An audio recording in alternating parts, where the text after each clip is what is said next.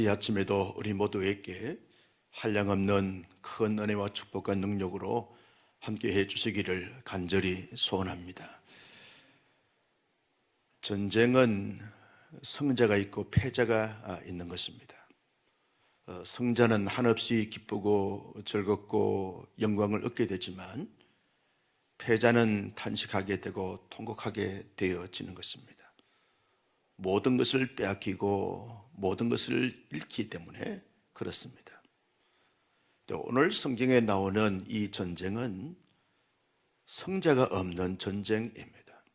모두가 패자가 되어지는 전쟁을 치르게 되어집니다. 모두가 승자가 없고 패자가 되어진 이 전쟁일 때 모두가 힘들어지고 모두가 탄식하게 되고 모두가 어려움을 겪게 되어지는 것을 볼 수 있습니다. 이걸 가리켜서 공멸이다 그렇게 말하게 되어집니다. 이스라엘 자손들은 이제 레위인이 자기의 첩의 그 시신을 12조각을 내서 온 이스라엘 지파에 보내게 됐을 때 그들이 공분하게 되고 의분을 일으키게 되어집니다. 그래서 미스바 광장에 모였습니다. 약 40만 용사들이 모이게 되어졌습니다. 졸지에 40만 연합 군대가 형성이 되어진 것입니다. 미스바 광장에서 마치 전쟁에 나가기 위해서 출정식을 하는 것처럼 온 미스바 광장에 40만 명이 모이게 되어졌습니다. 베냐민 지파 사람들에게 말합니다. 기브아 불량배들이 어찌하여 사람을 이렇게 용간해서 죽게 만드냐? 어떻게 이럴 수 있느냐? 기브아 불량배들을 우리에게 다 보내도록 해라 라고 전가를 보냅니다. 베냐민 지파 사람들이 가만히 보니까 이 기브아 불량배들이 악한 일을 저질렀다 할지라도 보낼 수 없습니다. 왜냐하면 보내게 되어지면 그 사람들이 다 죽게 되기 때문에 보내지 않습니다. 그래서 전쟁을 치르게 되었습니다. 40만 대 26,700명과 전쟁을 치르게 되어집니다. 먼저 40만 이 이스라엘 연합군대 가운데서 유다 지파 자손들을 먼저 보내게 되었습니다. 26,700명 40만이 볼 때 가소롭게 보이게 되었습니다. 그저 유다 지파 출신들만 가도 능히 그 전쟁에서 이길 것처럼 느끼게 되었습니다. 그래서 유다지파 자손들을 먼저 보냅니다. 가서 간단하게 처리하고 오라고. 이스라엘 연합군대 총사령관이 그렇게 명령을 합니다. 유다 자손들은 한껏 상기된 가운데서 베냐민 지파 사람들과 전쟁을 치르게 되었습니다. 놀라운 것은 26,700명의 용사들과 40만의 대표들이 나가서 전쟁을 치르게 되는데 이스라엘 연합군대가 첫 번째 전쟁에서 참패를 당합니다. 많은 사람들이 죽게 되어지죠. 이튿날 두 번째 전쟁을 치르게 됩니다. 예상외로 두 번째 전투에서도 40만의 대표가 되어진 유다 자손들이 참패를 당하게 되었습니다. 이것이 어떻게 된 일인가? 여기에 많은 메시지가 담겨져 있습니다. 내일 아침에 우리가 살펴보겠습니다만 세 번째 전투에서 베냐민 지파 사람들을 완전히 이렇게 정복하게 되고 승리하게 되어지고 그들을 비참하게 처참하게 처리하게 되어지면서 전쟁에서 승리합니다만 1차, 2차 전쟁에서 이스라엘 연합군대가 참패당함으로 말미암아 많은 사람들이 죽습니다. 베냐민 지파 사람들이 3차 전쟁에서 많은 사람들이 죽습니다. 이 전쟁은 승자가 없습니다. 모두가 패자입니다. 특별히 같은 동족끼리, 같은 이스라엘 백성들끼리 12지파끼리 싸우는 싸움이기 때문에, 하나님의 언약 백성들이 싸우는 싸움이기 때문에 승자가 없습니다. 패자입니다. 왜 이런 싸움을 하게 됐는가? 가만히 본문을 우리가 살펴보고 이 스토리를 음미해 볼 때 몇 가지 문제가 있는 것을 볼 수 있습니다. 이스라엘 연합 군대들이 미스바 광장에서 모여 가장 먼저 해야 될 것이 뭡니까? 하나님 앞에 번제를 드리고, 하나님 앞에 속죄제를 드리고, 하나님 앞에 속건제를 드리고, 하나님 앞에 화목제를 드리고 소제를 드리면서 하나님의 뜻이 어디 있는가를 물어야 합니다. 하나님이 말씀하시고 하나님이 지시해 주셔야만 움직여야 하는 것입니다. 지금도 그러하지만 그 당시에는 신들의 전쟁입니다. 여호와의 전쟁입니다. 여호와의 전쟁을 치르게 될 때 온 백성들이, 특별히 제사장이 되어질 사람들을 하나님 앞에 세워놓고 하나님 앞에 묻자고, 하나님 앞에 기도하자고, 하나님이 어떻게 말씀하시는지를 잘 우리가 경청해 보자고, 하나님의 뜻이 어디에 있는지, 이 전쟁을 치를 것인가, 아니면 용서할 것인가, 아니면 자비를 베풀 것인가, 하나님의 뜻을 묻자고 라고 온 백성들이 함께 결의해야 하는 것이죠. 그런데 이들은 하나님 뜻을 묻지 않고 어분과 공분과 자신의 감정에 의해서 전쟁을 치르게 되었을 것을 볼 수 있습니다.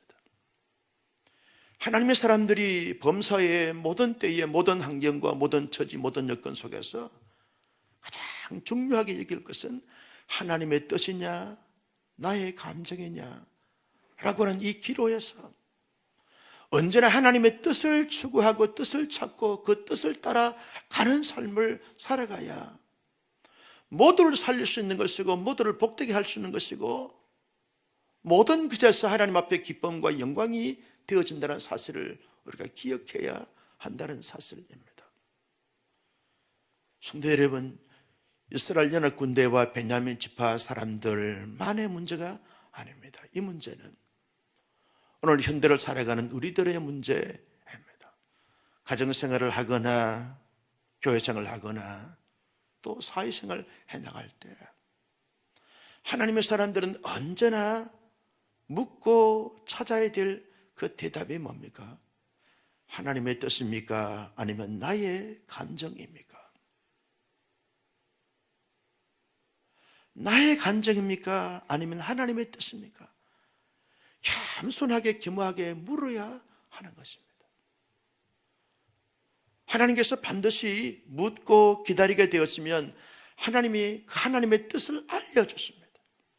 지금까지 이스라엘 백성들의 그 역사적 과정을 쭉 회고해 보면, 살펴보면 하나님의 뜻을 찾고 하나님의 뜻을 묻고 하나님의 뜻을 받고 하나님의 뜻대로 살아갔을 때는 모두를 살리는 백성들이 되었습니다. 그러나 인간적인 감정이나 일시적인 순간적인 찰나적인 감정을 가지고 처리했을 때는 모두가 상처요, 모두의 아픔이요, 모두가 공멸하게 됐던 것을 볼 수 있습니다. 어려운 시대, 힘든 시대 우리 모두가 살고 있습니다. 이런 시대를 살아가면서 언제나 하나님의 뜻을 묻고 그 뜻을 발견하고 그 뜻을 따라서 삶을 살아가는 하나님의 사람들이 될 수 있기를 주님의 이름으로 축복합니다. 부단히 하나님의 사람들은 자기의 마음을 살피고 헤아리고 관리해야 하는 것이죠.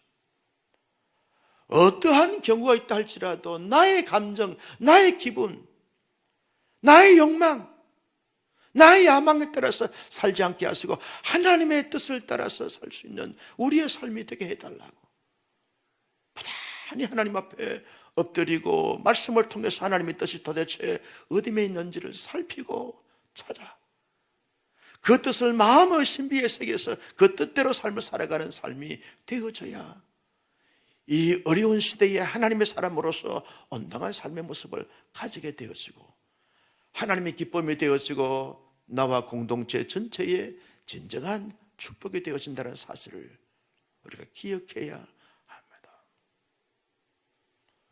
두 번째 문제가 뭡니까?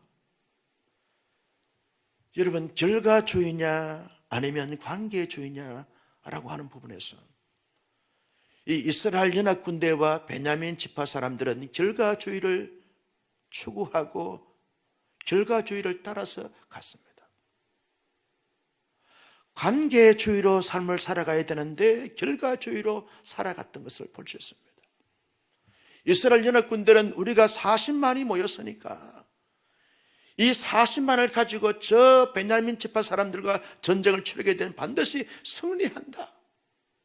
완전히 진멸하자. 특별히 이 기브아의 불량매들을 싹 처리해버리자. 어떻게 레이인의 첩을 용간해서 어떻게 사람을 죽일 수 있느냐? 이는 일로, 칼은 칼로, 악은 악으로 갚아야 한다. 결과주의를 선택했습니다. 베냐민 지파 사람들이, 저 이스라엘 사람들이, 이스라엘 모든 지파들이 미스바 광장에 모이는 것을 보면서 이거 큰일 났구나. 우리가 철저하게 하나님 앞에 죄를 지었으니 회개하고 용서를 구하자라고는 관계주의를 선택해야 되는데 그들도 한판 붙어보지 뭐. 전쟁을 치러보지. 우리는 적어도 왼손잡이 한번 돌멩이를 던지게 되었으면 백발백중할 수 있는 아주 탁월하고 뛰어난 용사들이 700명이나 있지 않는가. 이 700명 가지고 40만 싸우면 능히 싸울 수 있다라고 하는 이 결과주의에 함몰되어져 있는 40만과 26,700명 베냐민 지파 사람들의 모습이었습니다. 여러분, 하나님은 언제나 결과주의를 좋아하거나 찾지 않습니다. 언제나 관계주의를 찾고 기대하시고 원하시는 것을 볼 수 있습니다. 오늘날 또 많은 사람들이 믿음생활을 하고 사회생활을 하고 영적 생활을 한다 하면서도 언제나 결과주의를 주장하고 추구하는 것을 볼 수 있습니다. 하나님의 사람들은 언제나 하나님과 나와의 언약적 관계성 속에서 관계 속에서 하나님은 나의 아버지가 되고 나는 하나님의 존귀한 자녀가 되어진다는 사실을 늘 인식하면서 관계를 잘 가져야 하는 것입니다. 여러분, 이스라엘 연합 군대와 베냐민 지파 사람들의 관계는 어떻습니까? 한 하나님의 언약 백성들입니다. 야곱의 자손들입니다. 하나님이 동일하게 사랑하시고 동일하게 관심을 갖고 있는 자들입니다. 이들은 하나님의 언약 백성으로서 하나입니다. 한 지체이고 한 가족이고 한 혈육입니다. 한 형제요 한 자매입니다. 결과주의를 주장하게 되었으면 언제나 관계가 파괴되어질 수 있습니다. 성공한 사람은 성공한 대로, 실패한 사람은 실패한 대로 하나 될 수 없는 것을 볼 수 있습니다. 그러나 관계주의로 가게 되었으면 모두가 하나가 되어지기 때문에 모두가 기뻐할 수 있고 모두가 즐거워할 수 있고 모두가 행복할 수 있는 진정한 승리를 가지게 되어지는 것을 볼 수 있습니다. 가정도 결과도 다 좋게 되어지지만 결과주의를 주장하게 되었으면 결국은 한 사람은 좋을지 몰라도 한 사람은 억울함을 당하게 되어지는 것을 볼 수 있습니다. 여러분, 우리는 적어도 하나님의 언약 백성들입니다. 예수 그리스도로 말미암아서 우리는 새 언약 백성입니다. 그리스도 안에서 우리는 하나가 되어준 줄로 믿으시기를 바랍니다. 우리는 주 안에서 이미 하나가 됐습니다. 하나가 되었으나 언제나 하나님 아버지와 좋은 관계, 그리고 공동체 지체들과 함께 좋은 관계를 가지면서 가야 하는 것이죠. 여러분, 한 가정 안에 남편과 아내의 관계 지향적인 그러한 삶의 모습을 갖지 않게 되었으면 언제나 남편은 군림하게 되어지고 아내는 그 안에서 많은 억울함을 당하게 되었습니다. 관계주의로 출당하게 되었으면 남편은 남편대로 존중받고 아내는 아내대로 사랑을 받게 되어지죠. 교회 안에서 결과주의로 가게 되었으면 우리는 잘났고 너희들은 실패자다라고 취급하기 때문에 교회는 차별과 차등이 생기게 되어지면서 억울한 일이 나타나게 됩니다. 관계주의로 가게 되어지면 서로 사랑하고 위로하고 돌보면서 함께 행복을 누릴 수 있습니다. 영적인 진보를 더해갈 수 있게 되어지는 것을 볼 수 있습니다.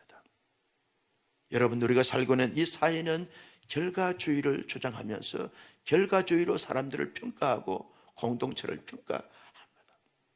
나도 모르는 사이에 이 세속의 물결에 휩쓸려 살다 보면 언제나 결과주의를 주장할 때가 참 많고 결과주의를 따라갈 때가 많습니다. 결과주의로 따라가서 승리한들, 그것이 나에게 그리고 공동체에 무슨 의미가 있고 가치가 있는 것입니까? 하나님이 인정하지 않고 하나님이 기대하지 않는 것입니다. 하나님이 찾지 않고 하나님이 축복하지 않습니다. 하나님은 언제나 관계 지향적인 삶의 모습을 가질 것을 말씀해 주고 있습니다. 세상에 아무리 그렇게 유혹을 하고 분위기를 타고 그리고 정서가 흘러간다 할지라도 언제나 하나님과의 관계, 지체들과의 관계, 그리고 사명과의 관계, 이 시대의 관계를 잘 가짐으로 말미암아 하나님의 새 언약 백성으로서 합당한 삶을 살아갈수록 존귀하고 빛나고 영광스러운 삶을 살아가는 하나님의 사람들이 될 수 있기를 주님의 이름으로 축복합니다. 이스라엘 연합군대와 베냐민 지파의 이 싸움은 상생이냐 아니면 공멸이냐 라고 하는 차이에 문제가 있는 것을 볼 수 있습니다. 하나님의 언약 백성들은 함께 상생해야 하는 거죠. 상생의 길을 선택했다고 하면 이스라엘 연합군대는 미스바 광장에 모여서 하나님 앞에 제사를 드리면서 베냐민 지파 사람들에게 증거를 보내서 너희들 기부와 불량배들을 우리에게 보내라 라고 한 번 전했습니다. 보내지 않는 것으로 대답을 받았습니다. 그러면 기다려야 되는 거죠. 하나님 앞에 계속 기도하는 가운데, 하나님 앞에 제사를 드리는 가운데 베냐민 지파 사람들이 한 번, 두 번, 세 번 계속 증거를 보내서 저들에게 참회를 하고 저들이 마음을 뉘우치고 기부와 불량배들이 통곡하고 자복할 수 있도록 하나님의 때를 기다려야 하는 것입니다. 이것이 상생의 길을 선택하는 것입니다. 그런데 한 번 통보하고 통보를 받고 난 다음에 온 자신만이 들고 일어나서 우리가 가서 저 베냐민 지파 사람들을 완전히 진멸시키자 라고 소리치고 전쟁을 치르게 됐던 것을 볼 수 있습니다. 결국은 다 공멸을 선택하고 공멸되게 된 것을 볼 수 있습니다. 여러분, 내일 아침에 말씀을 묵상하다 보면 목사님, 그들이 하나님 앞에 제사를 드리고 난 다음에 내가 전쟁에 나가라 라고 해서 나가서 전쟁을 치르는데 그것은 어떻게 해석해야 됩니까? 라고 그렇게 의문을 품을 수 있습니다. 이것은 하나님께서 어쩔 수 없이 허용하는 것입니다. 하나님이 기쁨으로 즐거움으로 감사함으로 감격함으로 하나님이 너무 영광 받으시기 위해서 보낸 것이 아닙니다. 하나님이 같은 하나님의 언약 백성들을 죽이라고 말씀하실 하나님이 아닌 것입니다. 어쩔 수 없는 가운데서 하나님이 허용하시고 간과하신 것이죠. 하나님의 사람들은 이 땅 가운데 살면서 언제나 상생의 길을 선택해야 하는 것이죠. 나도 살고 남도 살고 공동체도 살릴 수 있는 상생의 길을 선택해야 하는 것입니다. 어떠한 경우에 있다 할지라도 공면을 선택해서는 결코 하나님 앞에 기쁨이 될 수 없는 것을 볼 수 있습니다. 여러분, 가정 공동체는요, 함께 남편도 살고 아내도 살고 자녀도 살고 부모도 사는 것이 가정 공동체인 줄로 믿습니다. 교회도 마찬가지죠. 목회자도 성도도 모든 교인들도 함께 더불어 하나님 앞에 영광 돌리고 하나님 앞에 존귀하게 쓰임받고 하나님의 복을 받는 것이 교회 공동체인 줄로 믿으시기를 바랍니다. 나라와 민족도 마찬가지입니다. 여당만 살고 야당만 살고 이것이 아닙니다. 함께 여야 동서남북 세대 간의 모든 것을 초월하여 함께 이 나라의 이 민족의 이 백성들이 함께 살아나야 하는 것이죠. 나는 살고 남은 죽이고 다 공멸의 선택을 가지게 되어지는 것을 볼 수 있습니다. 하나님의 사람들은 어떻게 하든지 간에 나와 더불어서 모든 지체들이 함께 하나님 앞에 일어나 영광 돌리고 쓰임 받으면서 하나님의 복을 받을 수 있을까? 여기에 마음을 열어야 합니다. 여기에 우리의 사고와 우리의 인식을 열어야 합니다. 우리의 세계를 열어야 합니다. 우리의 삶을 열어야 하는 것입니다. 이것이 나의 진정한 복이 되는 것이고 진정한 승리가 되어지는 것을 볼 수 있습니다. 어떻게 하면 우리가 이와 같은 삶의 모습을 살아갈 수 있을까? 하나님의 사람들이 살아야 될 정말 중요한 하나님의 뜻을 찾고 그리고 관계지향적인 삶의 모습을 가지게 되었고 함께 상생할 수 있는 삶의 모습을 가지며 살기 위해서 어떻게 해야 될 것인가? 그 첫째는 우리의 마음이 예수 그리스도의 마음이 되어져야 할 줄로 믿습니다. 여러분, 상대방이 문제가 아닙니다. 내 마음이 하나님의 마음이냐 예수의 마음이냐 아니면 나의 마음이냐 나의 정력이냐 나의 기준이냐 나의 가치냐 나의 욕망이냐에 따라서 나타나는 양상은 달라지고 결과도 달라지게 되는 것을 볼 수 있습니다. 그래서 예수 그리스도의 마음을 품는 것이 중요한 것입니다. 우리가 이 어려운 시대를 살면서 중요한 기도 제목이 뭡니까? 하나님, 내 마음이 예수님의 마음이 되게 하여 주옵시고 내 마음이 하나님의 마음이 되게 하여 주시옵소서. 다 자기의 마음으로 삶을 살아간다 할지라도 하나님, 적어도 하나님의 사람인 나는 언제나 주어진 삶 속에 아무리 힘들고 억울하고 아무리 고통스럽다 할지라도 예수의 마음, 하나님의 마음을 품게 하여 주옵소서. 여러분, 성탄절을 우리가 기다리고 있습니다. 기대하고 있습니다. 기도하고 있습니다. 왜 성탄절을 기대하고 기다리고 기도하고 있습니까? 성탄의 주인공 되신 예수님의 마음을 품기 위해서가 아닙니까? 그래서 특별히 이 12월에 중요한 기도 제목이 뭡니까? 하나님, 이 땅 가운데 살면서 이런저런 삶의 모습을 겪는다 할지라도 언제나 내 마음은 예수의 마음을 품게 하여 주옵소서. 예수의 마음은 온유하고 겸손한 마음인 줄로 믿으시면 아멘. 내 마음이 온유한 마음과 겸손한 마음을 가져야 하는 거죠. 겸손한 마음은 힘이 있다고 큰소리 치지 않습니다. 수가 많다고 해서 얕보지 않습니다. 언제나 내가 힘이 있든 힘이 약하든 상관없이 늘 온유한 마음과 겸손한 마음을 품는 것입니다. 예수의 마음입니다. 하나님의 마음입니다. 예수님의 인격입니다. 성령님의 열매입니다. 여러분, 예수님의 마음을 품고 그 마음만 품으면 되는 것이 아닙니다. 실제 행동 속에서 남을 나보다 여기고 그리고 너그러운 마음을 가지고 사람들을 축복하는 것입니다. 사람들을 섬기는 것이죠. 40만의 사는 사람들이 이 조그마한 베냐민 지파 사람들을 섬기고 베냐민 지파 사람들이 예수님의 마음과 하나님의 마음을 품고 그리고 40만의 이스라엘 연합군대를 섬겼다고 하면 이런 공멸의 모습을 갖지 않았을 것입니다. 섬기지 않았습니다. 군림하려고 그랬습니다. 차지하려고 그랬습니다. 이것이 문제였습니다. 남을 나보다 낮게 여기면서 어떻게 하면 그를 잘 섬기고 품고 축복할 수 있을까? 이타적인 마음이죠. 이타적인 삶인 것입니다. 축복하는 삶입니다.